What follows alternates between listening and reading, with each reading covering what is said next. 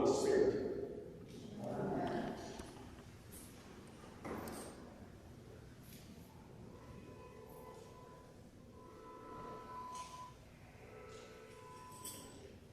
As I finally arose from my bed this past Monday after a week of illness and came out of my room, my child neighbor came out of their room and exclaimed with newly 9-year-old exuberance, "You're alive!" Rarely have I been offered such a chance to use one of my favorite Mark Twain themes. So I replied, "Yes, the rumors of my death have been greatly exaggerated." But exaggerated though they might have been, I had a profound feeling when I emerged from my room of dislocation.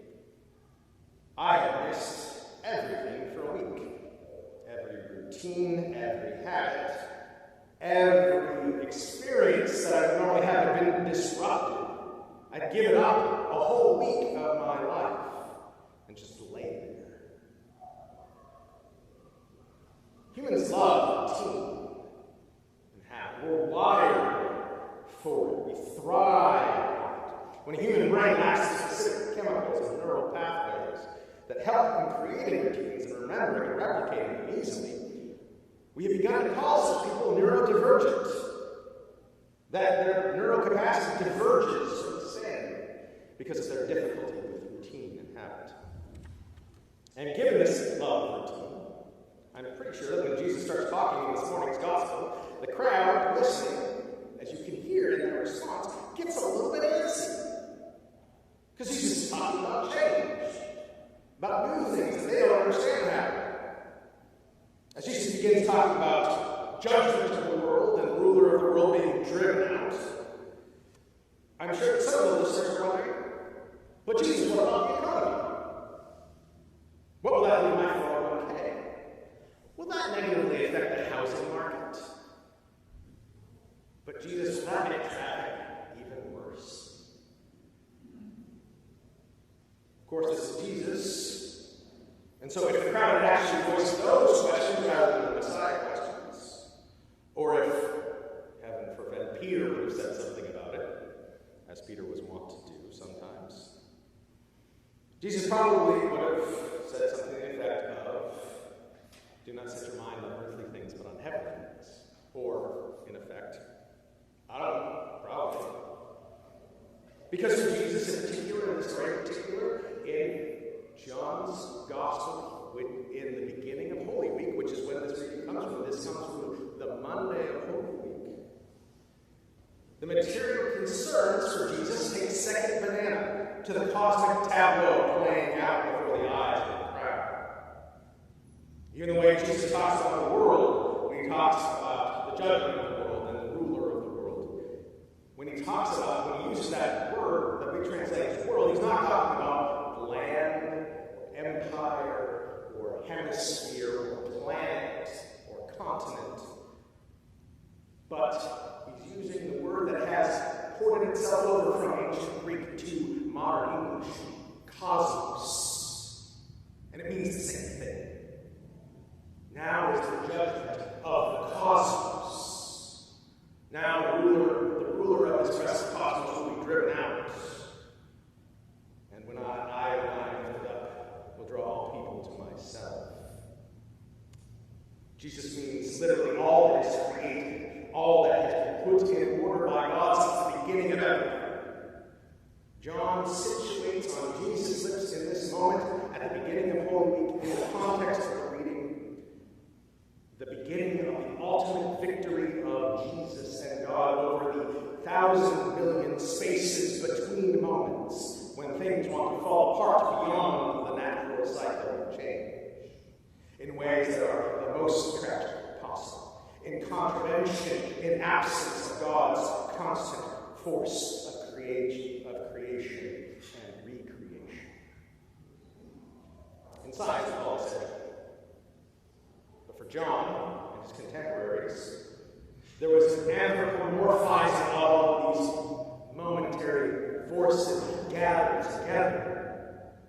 The ruler of this world, a force that is, in John's gospel especially, literal darkness, not blackness, not a dark color, not an obscuration of anything, but literally the absence of the wave particles of light. Jesus promises that the light that he will shine from the cross will draw everyone, especially those who are without the particles of divine love that is the light of Christ. That's what the cross is. The promise that no absence of light, no absence of God can prevail against a God who is so willing to love, so willing to shine their love, that he will get up on a cross to make it that much brighter. And yet we cling.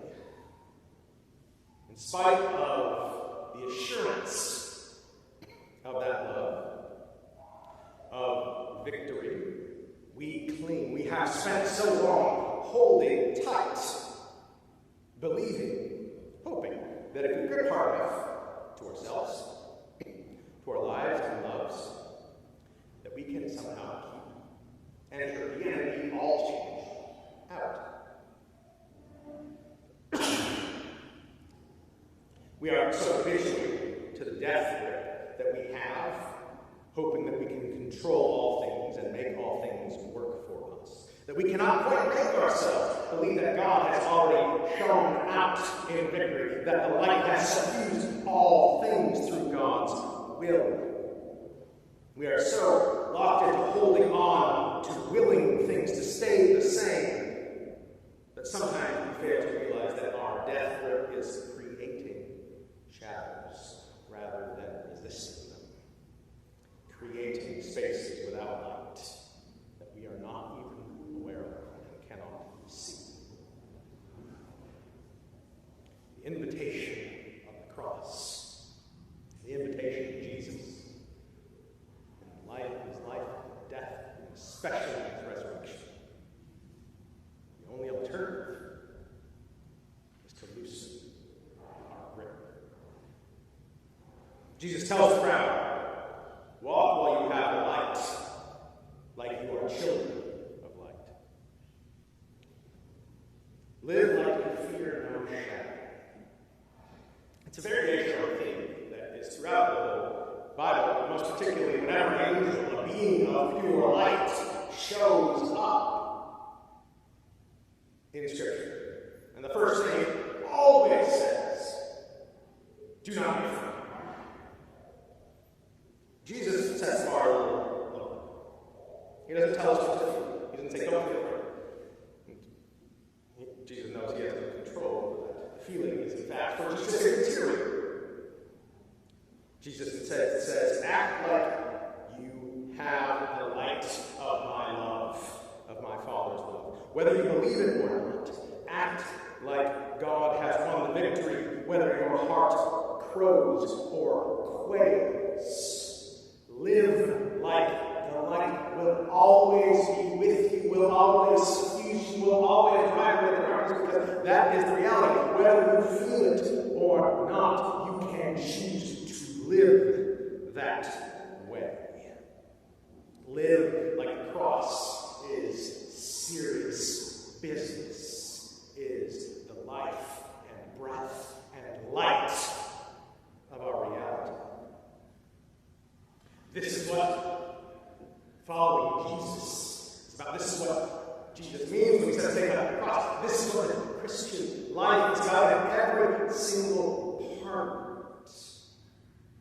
All of our life laboring in church as followers of Jesus, even something like stewardship, is really all about living like we are suffused with the light of God. And when we talk about giving ourselves away, when we talk about giving our time, our talents, the alms and relations of our life, our labor, we talk about this not because God needs them, not because so the church can stay open, but because in doing so, it causes us to open up, to release that grip. Just a little.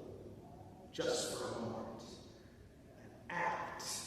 Regardless of who, act like the light of God is everywhere with us.